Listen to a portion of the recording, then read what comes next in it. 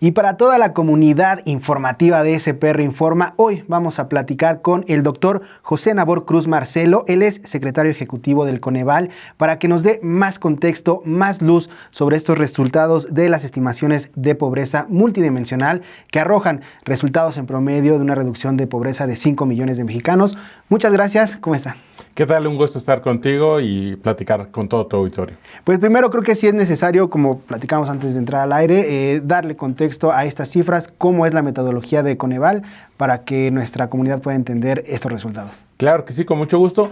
¿Cómo se construye la medición multidimensional de la pobreza de Coneval? Bueno, a partir de una discusión muy robusta en términos académicos en la primera década de este siglo, a partir del 2008 Coneval periódicamente realiza esta estimación de la pobreza con un enfoque multidimensional. ¿Por qué lo decimos de esa manera? Porque si bien tenemos la variable ingreso como una aproximación al bienestar económico de las personas, tenemos otro gran ámbito que es el de los derechos sociales. Y al interior de este tenemos una desagregación de 6 carencias: rezago educativo, acceso a servicios de salud, acceso a la seguridad social, 2 que tienen que ver con el ámbito de la vivienda, servicios básicos y calidad de espacios de las mismas, y finalmente la carencia de alimentación nutritiva y de calidad. Tomamos estos 2 grandes elementos, reitero, ingreso y derechos sociales, y a partir de la información que INEGI levanta cada 2 años a través de la encuesta nacional Ingreso-Gasto de los Hogares. Esta es una encuesta que levanta con cobertura nacional de agosto a noviembre de cada 2 años. La que estamos analizando en esta ocasión fue levantada entre agosto y noviembre del 2022. La hizo pública recientemente a finales del mes de julio, y a partir de ahí Coneval aplicó la metodología multidimensional de pobreza para obtener los resultados de pobreza multidimensional correspondientes a 2022.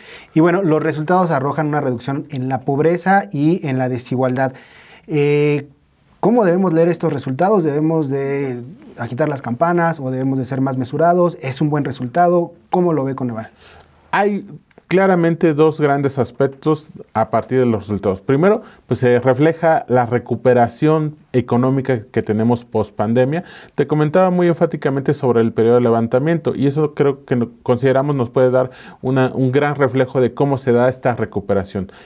A partir de esta publicación, Coneval también hizo públicas 2 notas técnicas, una socioeconómica y una técnica, que ayudan justamente a contextualizar estos resultados. El primer elemento es la recuperación del mercado laboral. En el tercer trimestre del año 2020, justo cuando teníamos las cuestiones más coyunturales de la pandemia y la contracción de la economía, el mercado laboral mexicano reportaba alrededor de 50 millones de personas ocupadas. 2 años después, en el mismo periodo, pero ya para 2022, esta cifra se elevó hasta casi 58 millones de personas ocupadas. Ahí ya tenemos claramente un factor de recuperación del mercado laboral entre 2020 y 2022. Después, obviamente, ya el acumulado del incremento del salario mínimo, esa política pública que se ha aplicado desde 2018, se ha visto mejorado la masa salarial y el promedio de las percepciones de los ingresos laborales de los trabajadores. De acuerdo a las cifras de la ANIT, los trabajadores independientes y subordinados, ambos grupos de trabajadores, tuvieron incrementos en sus ingresos laborales en un poco más del 20% entre 2020 y 2022. Obviamente también el flujo y el incremento del volumen de las transferencias por programas sociales que se ha registrado en estos últimos años, inclusive también las remesas. Todas esas fuentes de ingresos tuvieron un incremento y claramente fueron un factor que reflejan estos 36.6% de la población en situación de pobreza multidimensional.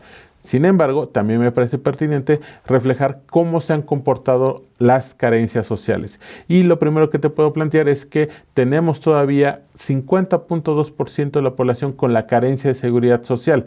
Esto claramente es un reflejo todavía de los altos niveles de empleo informal que tenemos en nuestro país. Si bien ha habido una tendencia a reducción, ha habido algunas inclusive intervenciones como la reforma del outsourcing, e inclusive tenemos ahora mismo un incremento muy importante del número de trabajadores afiliados al IMSS, alrededor de 22 millones de trabajadores, pero tenemos casi 40 millones que están en la informalidad. Entonces, ese elemento sí refleja que la mitad de la población no tiene al menos un esquema de protección social ahora mismo. Y una segunda carencia que me parece también importante analizar es la carencia por acceso a los servicios de salud. entendiendo que la información viene de una encuesta a partir de la aplicación de un cuestionario y que la población declara su afiliación a algún servicio médico, tenemos toda una serie de consideraciones cuando se le pregunta a la población si está afiliada a un servicio público o privado de salud.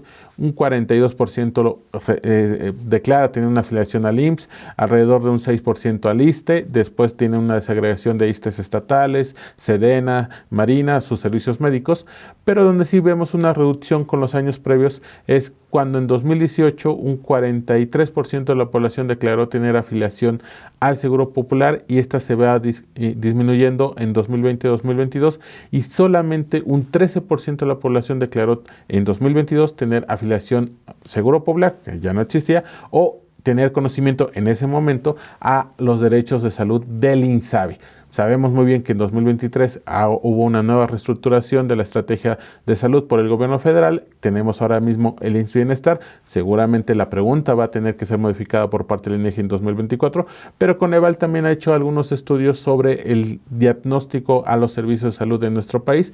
Muy rápidamente te comparto algunos de los hallazgos de este documento que hemos publicado hace un par de meses y muy puntualmente es que todavía se sigue con una lenta transición normativa administrativa en las entidades del país. Si bien tiene una buena cobertura en las clínicas de atención de primer nivel, hay algunas entidades como Nayarit que no tienen un hospital de atención de tercer nivel, de alta especialidad. Hay todavía un déficit en cuanto también al personal médico de estas características que puedan dar servicios de tercer nivel a la población y me parece que también es importante destacar que pues ha sido una desfragmentación del sistema de salud de varias décadas, no es reciente y esto es un gran reto y me parece que el siguiente gobierno tendrá que priorizar el tema de salud en los siguientes 6 años. Bueno, ya que entramos primero con las carencias, bueno, también hablar de la pobreza laboral, ¿no? Que está muy relacionada con esta pobreza de servicios. Efectivamente, la pobreza laboral es un indicador de corto plazo que hemos también trabajado desde Coneval. Ahí tomamos en consideración solamente los ingresos laborales de la población